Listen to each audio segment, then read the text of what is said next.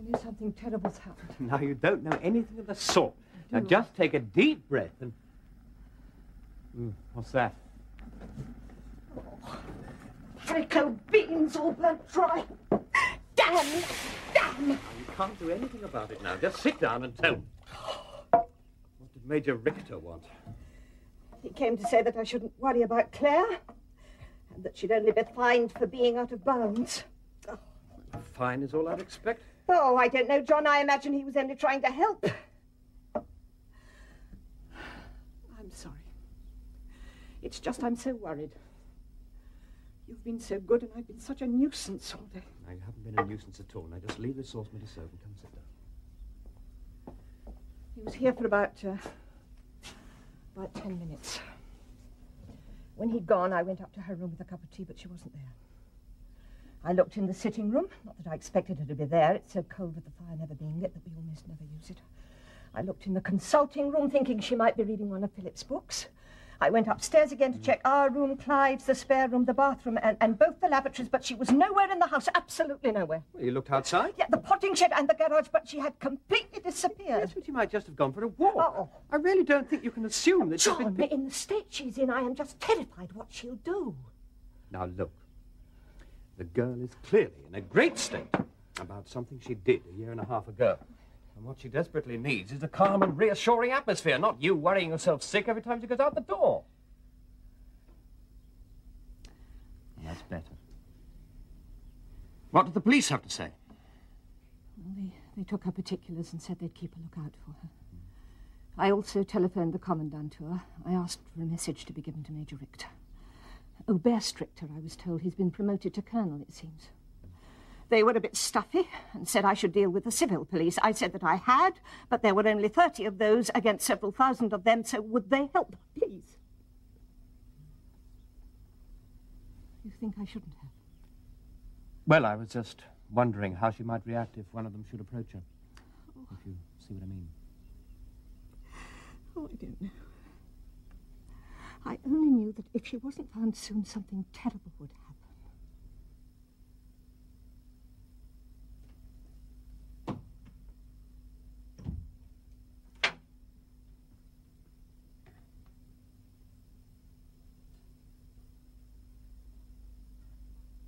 Captain Foster Smythe, I'm trying to suggest ways in which the island of Guernsey could be a little more self-sufficient. Your pre-war economy was based on tourism and horticulture. Clearly, neither is any longer of much relevance. And I have more been trying... emphasis must be given to food production. I have been trying to point out, Major, that keeping upwards of 3,000 head of cattle in order to supply your troops with dairy produce requires a hell of a lot of pasture. Land which cannot be used for growing root crops. The cattle are not exclusively there for German use, as you very well know. Half of them are. More than half of them, since there are now as many of you on the island as there are civilians. If you're going to complain about the food, you shouldn't have come. This is intolerable.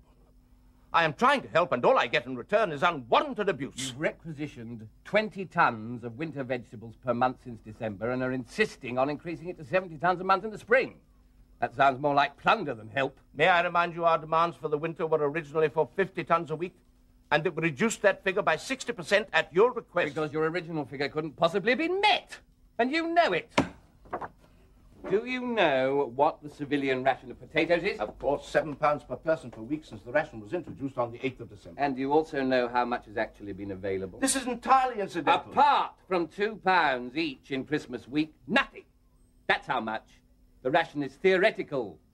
People queue for hours for a few parsnips or turnips while you commandeer what you want. There are poor people, particularly in a state of semi-starvation. There is a finite amount of cultivatable land on this island, Major, and you cannot get out of it more than it will bear.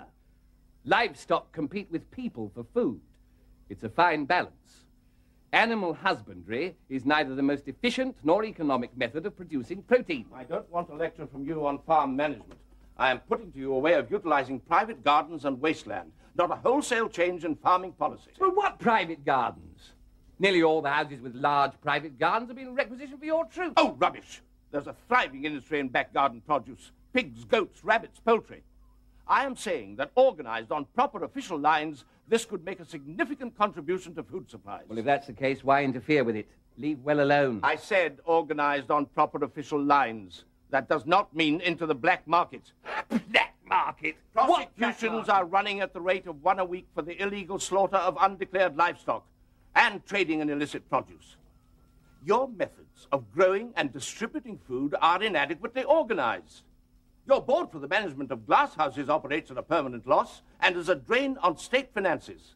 And what has that to do with the question of marginal food production, or shouldn't I ask? It is a further example of inefficiency. Which would never be allowed in the Third Reich. I am not prepared to listen to sarcasm, nor to having every reasonable suggestion I put forward rejected out of hand. You will supply me with the number of pigs over 6 weeks old notified to the Farm Produce Board as being in domestic ownership, so that I may discuss the matter with our own agricultural advisor. You have 24 hours in which to produce this information. Good afternoon, Major.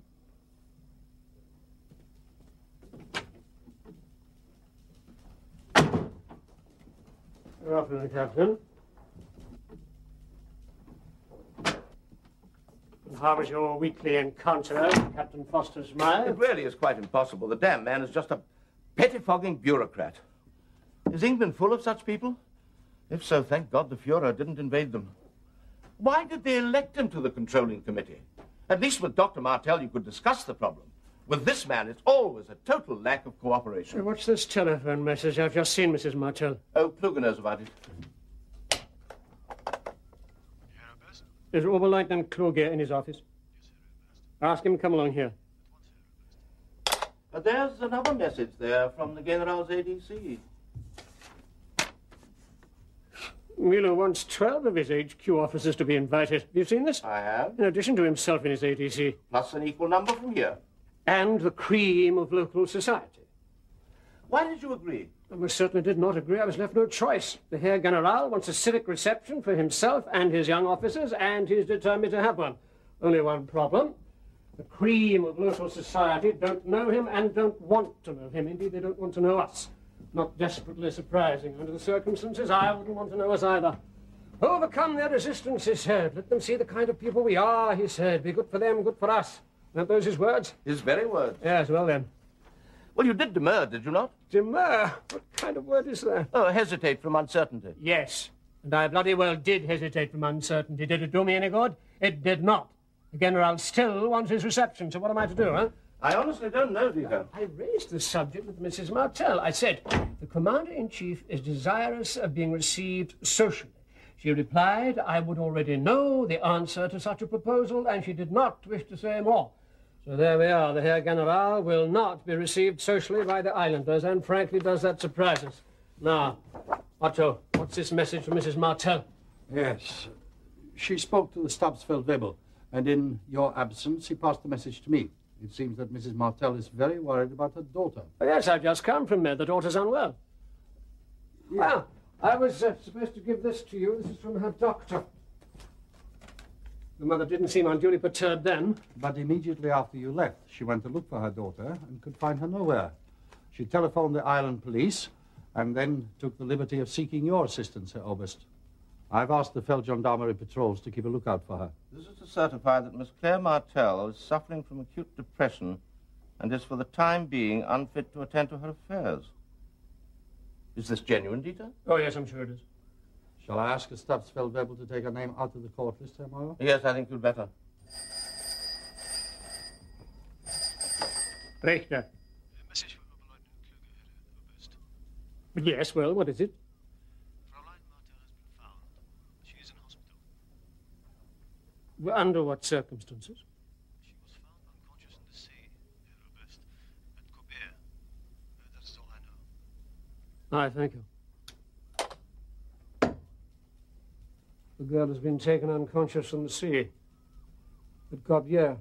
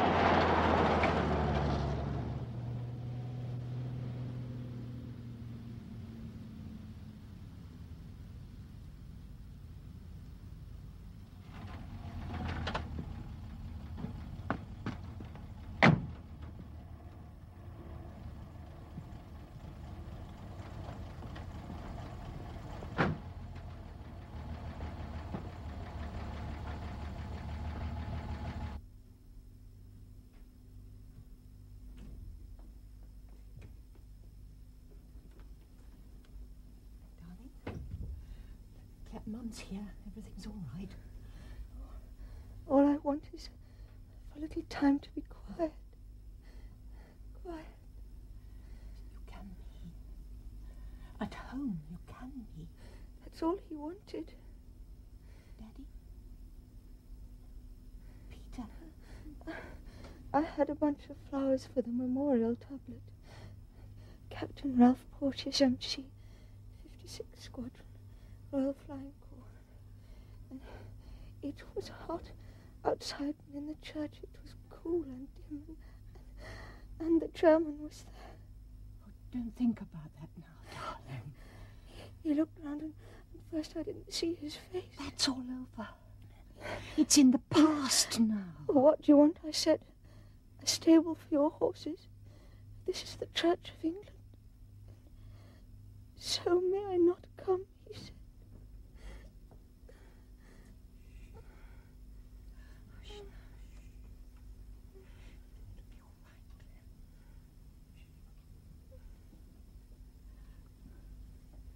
I've spoken to the sister and they're going to keep her in overnight. I should leave her be now. She's exhausted. I'll fetch her in my car tomorrow. Come on. I'll take you home.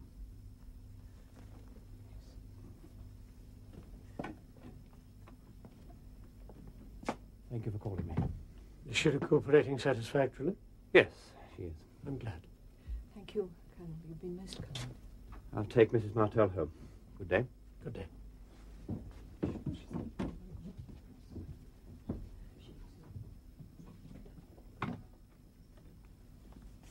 Excuse me, may I be allowed to see Miss Martell? She's not to be disturbed. No, of course not. Then you may. Thank you. Briefly.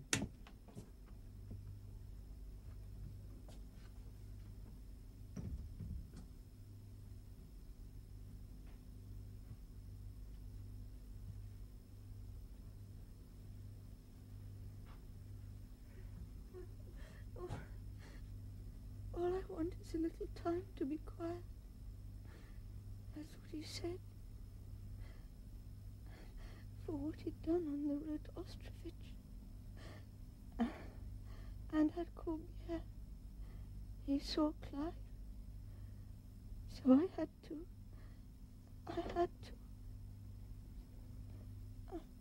I'm sorry. I'm sorry.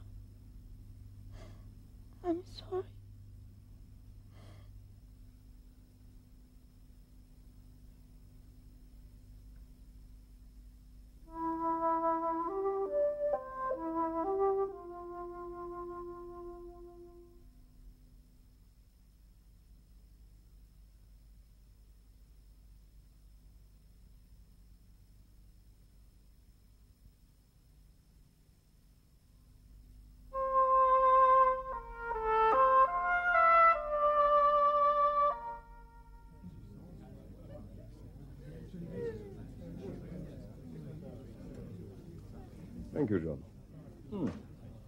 Waiter. I don't know why you let the bastards in. I couldn't stop them. If I could, they'd only close the hotel. A couple of dozen more people out of work would profit from that. Drop dead. Do you know what the Emperor Charles V said? If it's anti-German, I'll buy it. I speak Spanish to God, Italian to women, French to men, and German to my horse. Poor bloody horse. Yeah. If I bring in some more meat, can you cut it up for me? When? Tomorrow? Tomorrow? You're going it, son. While the opportunity exists, take it. Next week it might not. Dr. Forbes has given me a list of people most in need. Does he know what you're up to? He didn't want to. I'm not surprised. You're getting cold feet. No, I'm not. But I sometimes wonder if it's worth the very considerable risk. You're an appointed representative of the people. It was bad enough when Martel was sent to prison. If it happens again, the Germans will trust no one. Don't worry. I've got it all worked out with Bichard at the cone store. All I need is for someone to cut the stuff up into convenient portions. Do you have to deliver it personally? Isn't there some way they can collect it? Would you like them queuing up outside? Hardly. Well then, look. I've got the car for official business and a permit which says so. They're not going to question me about what I'm doing or where I'm going. Look, all it needs is someone's neighbor to think they're missing out. A quick call to the commandanture, and they're right on to you. So what do we do? Let the opportunity of doing a bit of good simply pass by? All I'm saying is it needs just one person with a sense of injustice, and you're in dead trouble. We'll just have to hope that doesn't happen then, won't we?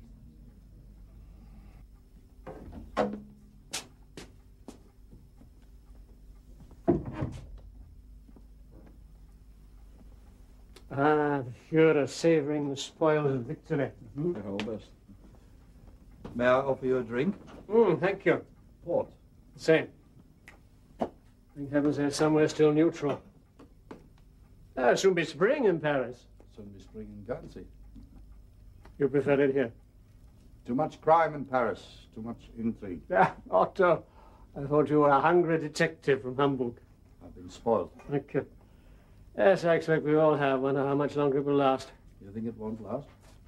I said I wonder, which is to speculate idly as far as I'm prepared to go in the matter. I understand. Do you? This is excellent. How was the Martel girl, sir? I think she'll be all right. This time? It was deliberate. It seems likely, yes. It's funny, isn't it? Well, scarcely the word I would have used.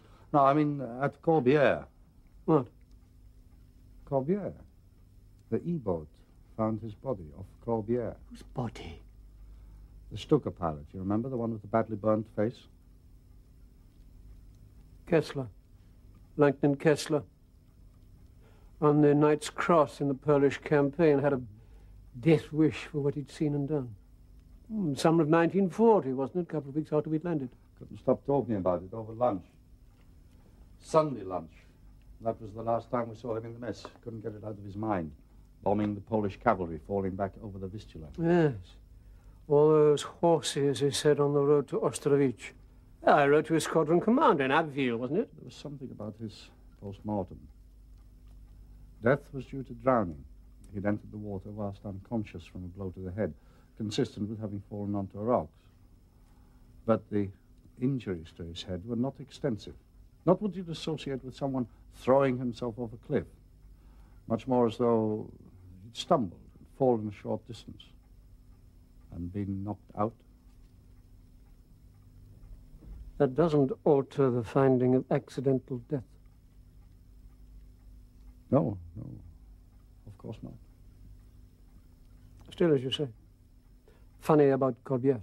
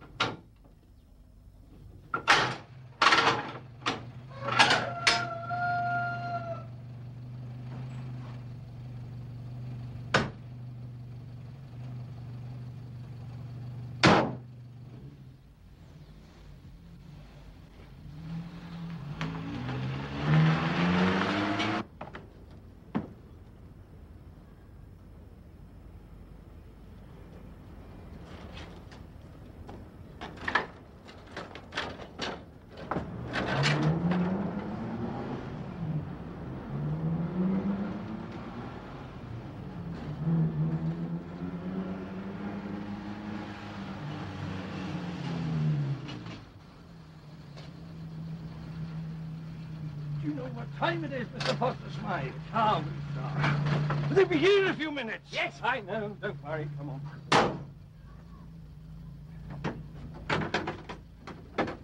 Do take some risks. We all do. Come on.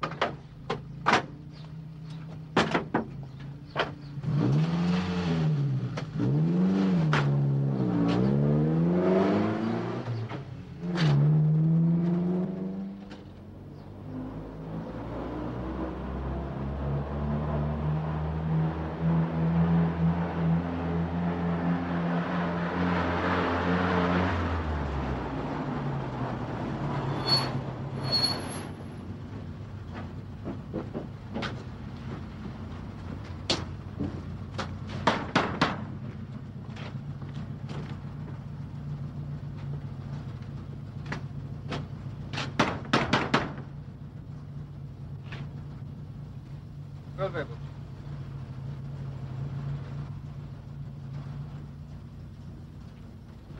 late. No, I'm not. You're early. Open. What I'm doing, aren't I?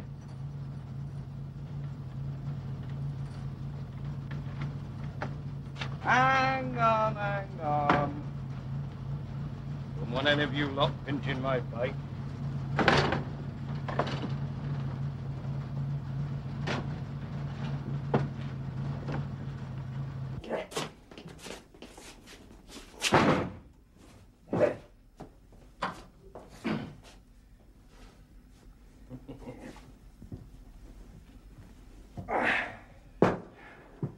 Better get rid of that in short order. How on earth do you manage it? From under their very eyes. Well, almost. Well, we start to wonder where the meat's going. Probably. They haven't rumbled it yet. And when they do, We shall have to think of another way. I'll have some more tomorrow. be careful. If they want to be gamekeeper, okay, I'll be poacher. And poachers never get caught. You're sure of the figures? I've seen the manifest. 5 carcasses in a week. Hind quarters mainly, 50 kilos each on average. Very easily manageable. Surely they guard the stuff. I mean, that must be getting on for a company's rations. When it is offloaded from the ship, it's checked. It's transported to the cold storage depot, checked. And then when it's issued to the various units, it's checked again, both by the unit victualling officer and by the storemen. Is there any means of identifying it? But of course, they, whoever, would remove these first thing. Collusion involving our people. I don't think so. Too many involved. Too risky. A break-in? I can't see it. It's a refrigerated building constructed to minimize heat loss. It has several rooms, no windows, and only one door, the key of which is held by the manager. Well, could it be him? I don't think so. It is the civilian cold store as well, of course. It has to be. There's nowhere else. And he is an islander. But the store's detail is on duty all the time that he is there. So I don't see how... Well, it certainly can't go on. It won't, Herr Mayer. Mayer? Luger? What's this?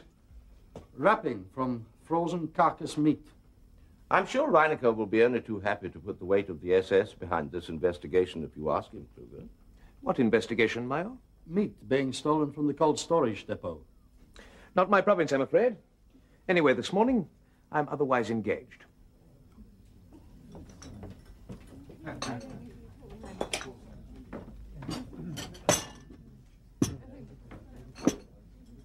Bring your toast in a minute. Thank you.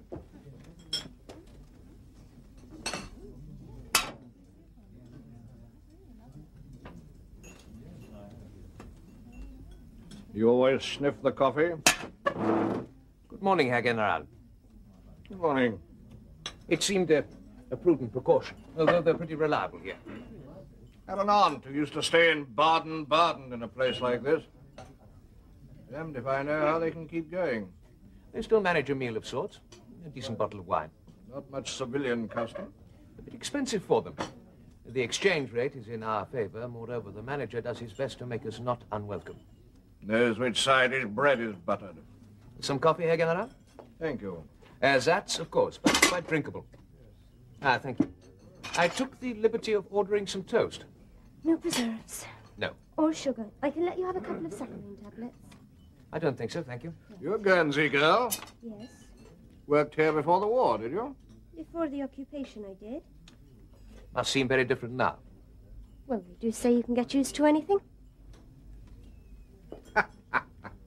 Pert. But pretty. Shall you put in your own milk? You married Reinecker? No, sir. Pity you'd make someone a damn fine wife.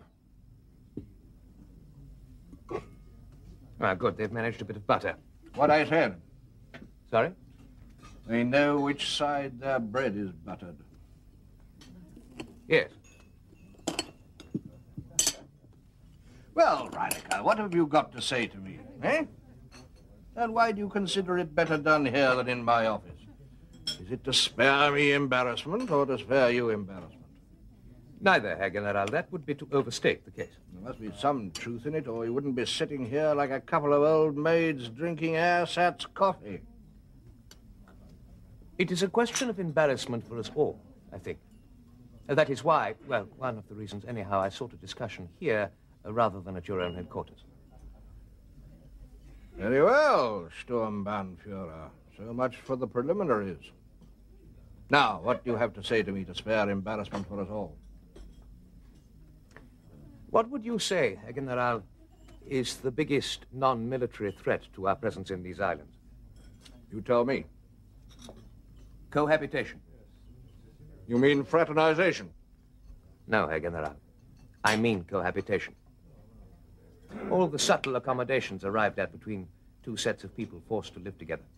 Fraternization is the deliberate cultivation of friendship between people who nevertheless acknowledge a basic antagonism. In opposition, they seek a common ground. The effect of cohabitation is to remove the opposition. And why is that bad? Because we are at war, Herr General. And the circumstances here are seductive. We comport ourselves in a casual fashion as though the war were over and won. The war is far from won. We have become slack and complacent. Is this the considered opinion of the SS? It is, Herr General. Because that is how you have reported it. Because that is how I have seen it. You have represented these views to the Commandant? The Commandant is a civilized and humane man. I see. So, over coffee and buttered toast, you would have me stiffen our resolve. You could have said this in my office. Some more coffee, Herr General? Thank you. You have proposed to Oberst Richter a reception. I have? To which are to be invited leading civilians. What of it? With respect, Herr General, I have been here since the beginning. I know the temper. To do as you propose would be to invite rebuff. That would not be good. It would not be politic to lay yourself open to such a thing. You take a lot upon yourself, Sturmbannführer. It is my duty. But not to me, or not of my staff. Not of the regular army. That is true. But you are the Third Reich in these islands. An insult to you is an insult to Germany. And to the Führer. Just as you say. Hello, Major Reinecker. Didn't expect the pleasure of you today. Herr General, this is the manager, Mr. Pierre Messervy, General Muller. We are very honored. Everything to your satisfaction, gentlemen. Within the obvious limits. Perfectly, thank you. Thank you, gentlemen. How old are you, Reinecker? 33, sir. Young for a Sturmbannführer? It has been my good fortune. To be in the right place at the right time, saying the right thing. Thank you for coffee. You are right to propose such a meeting, and in such congenial atmosphere. Herr General?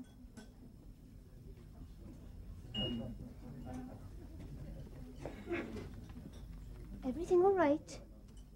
Perfectly, miss. The bill, please.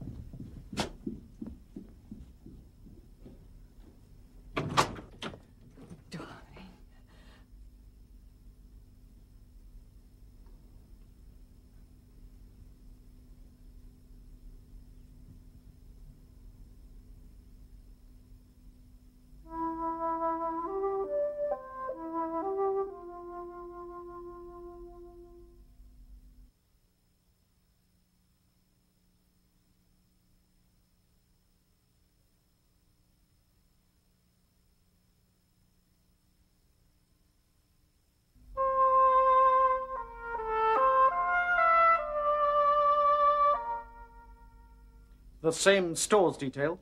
A Feldwebel, a Gefreiter, and 2 men has been on duty the whole time.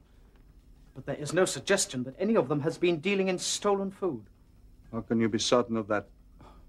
The disposal of such a large quantity for cash would be difficult to conceal from their fellows. Always supposing that their fellows would tell you. One knows when the truth is being evaded, Oberleutnant. Yes, I suppose one usually does.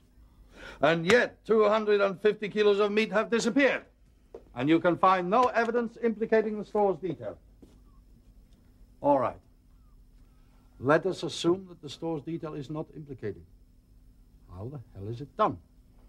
I suppose they are there all the time. Yes, Oberleutnant. From just before 7 in the morning. And the stores are locked at 1700, and the guard is set until curfew. That is correct. Well, it can't happen after curfew. Any civilian will be picked up immediately. You say the store's detail is there before 7 in the morning? They are scheduled to be there at 7:15. What if the manager arrived before them? That is hardly possible. Curfew does not end till 6:30, and he has a 15-minute bicycle ride to get there. I see. And, of course, also he would have to arrange with someone with transport. A horse, a cart, a wheelbarrow. No. The time is too narrow for such a thing. Unless, Herr Oberleutnant. Unless what? Unless the detail has got into the habit of arriving late. Just 5 or 10 minutes would be enough, yeah? All right. From tomorrow, Unterwachtmeister. You will watch, and we will see.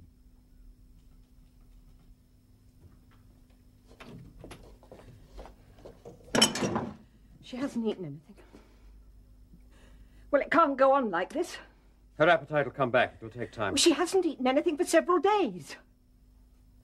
I mean, she's as thin as a rake. It's almost as if she's trying to... It's so bloody selfish. She's sick, Olive. She needs help. Yes, well, I'm sorry. It's a dreadful thing to say, but with one thing and another, I'd like just to be able to give up. That just isn't possible. Well, what does one do? I mean, is there no end to it? One copes with them when they're tiny and tries to deal with their problems when they're older, hoping all the time that you're making the right decisions for them. Worrying you're being too lax or too harsh. Hearing about other people's children coming to grief when their parents seem so sensible and fair. Clive refusing to go to university and going in with that awful Teddy Lopez and messing about with motorbikes. And Claire being so moody and difficult. Well, one copes as best one can with all that. At least you can understand all that. But when there's no contact, when you don't know, when you just don't know what you're supposed to do or not to do, then you just feel like giving up. I mean, you don't mind trying. You spend most of your life trying. It's when you just don't know. I'm sorry, John. I'm sorry. You've done very well, Olive. Both Clive and Claire are a credit to you. With things being as they are, it's natural that you should feel as you do, but these things are beyond your control. You've done the very best you could. Oh, dear. Come sit down. There's something I want to say. Thank you.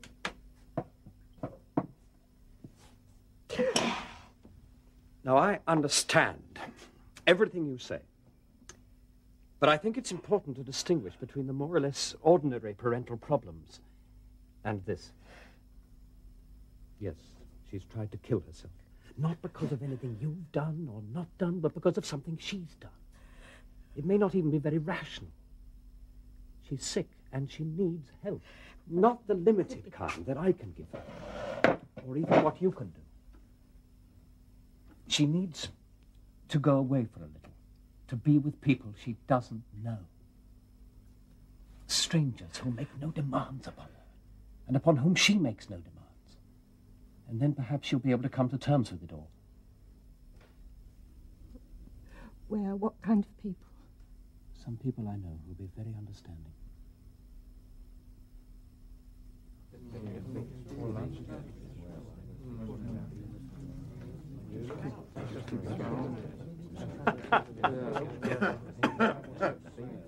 Something for your scrapbook, Reineke. Redresses a few past wrongs? That's a prescription for war, is it? Well, yes, perhaps it is, but it makes up a bit for the humiliations of Versailles. Does it? It does, Herr Oberst. Told your people, have you, about your promotion? Yes, I have. Ah, haven't had a chance yet to tell mine. Come.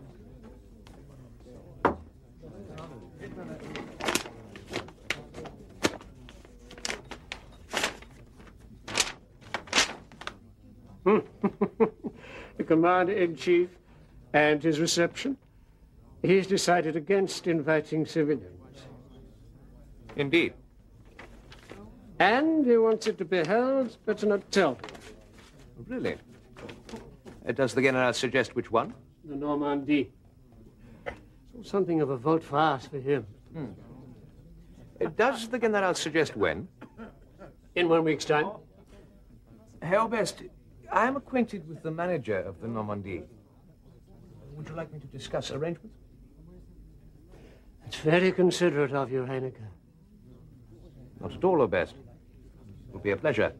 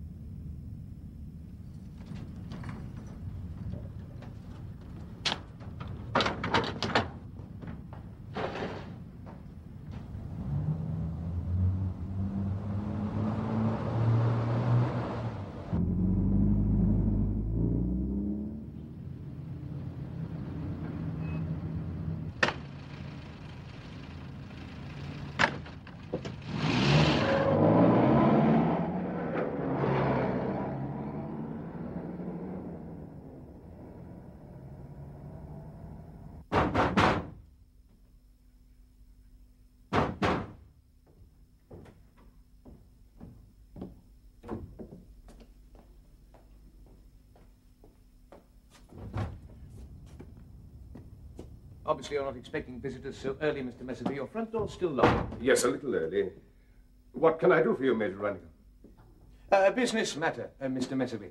I'm here on behalf of the Commandant. Any way I can assist you, no, I will, Major. Would you be able to accommodate a reception? A function? A social function? Yes. For roughly how many? 30 or 40? I'm sure we can. We will supply the spirit. You still have some wines? I'm sure we can find something. But canapé, I'm afraid. Oh, no, we will supply those also, and music. And I'm sure we can look after you very well. Good. What day, Major? Next Friday. Splendid, Major Reineke. I'll show you out the front way. What are these? Dusting cloths, Major. Still have to dust even in wartime. Dusting cloths. Strange. They remind me of something. Just cloths.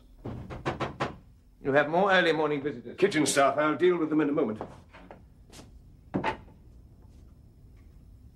morning, Captain Foster Smythe.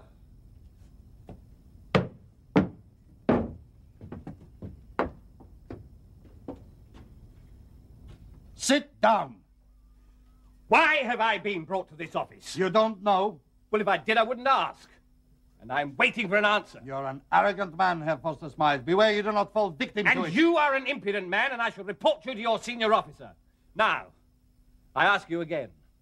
I came here to see the Feld Commandant on official business. What was the purpose of your visit this morning to the cold storage depot? I was asked to deliver a message to Bichard, the manager. By whom? His wife. They are not on the phone. But you are. And yet, you must have left the second curfew was lifted in order to arrive there at the time you did. Why did you not telephone? Can I help you, Herr Sturmbannführer? No, continue, Oberleutnant. You were about to tell me why you could not telephone the man Bichard at the cold storage depot this morning. On a matter of such evident urgency.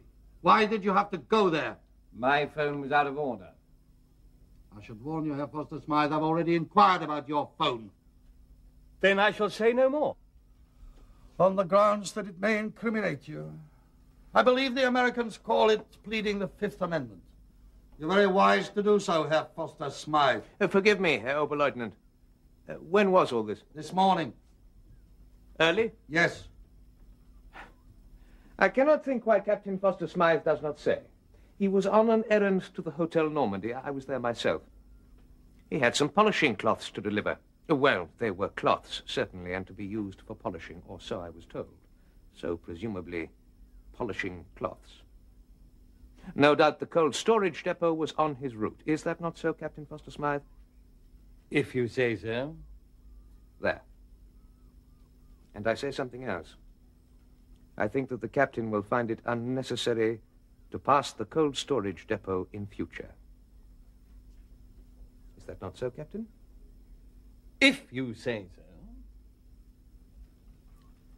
Good.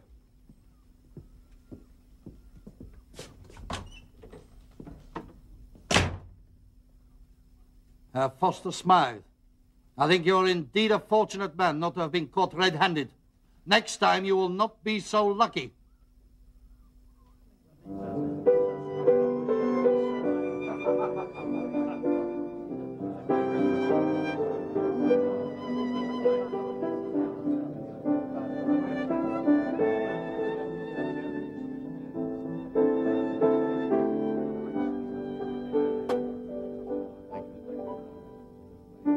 Good evening, Herr General. Didn't mind me having second thoughts, Richter. Only too happy, sir. This place is a very good choice. Yes, makes a bit of a change from the mess, I think. Decided against civilians, though. Not really a great deal in common. Except being in Guernsey. Right. General, gentlemen, everything to your satisfaction. Capital, Messerby, capital. Splendid. Mr. Messervy? I'm sure you must have quite enough polishing cloths to last for a long time. It's such a pity if the Hotel Normandy were forced to close its doors, don't you think?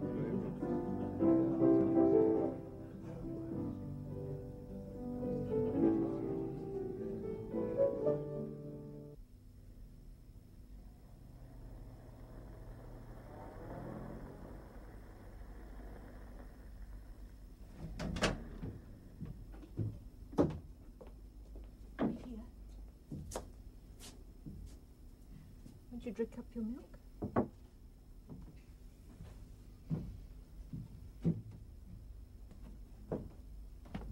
Well,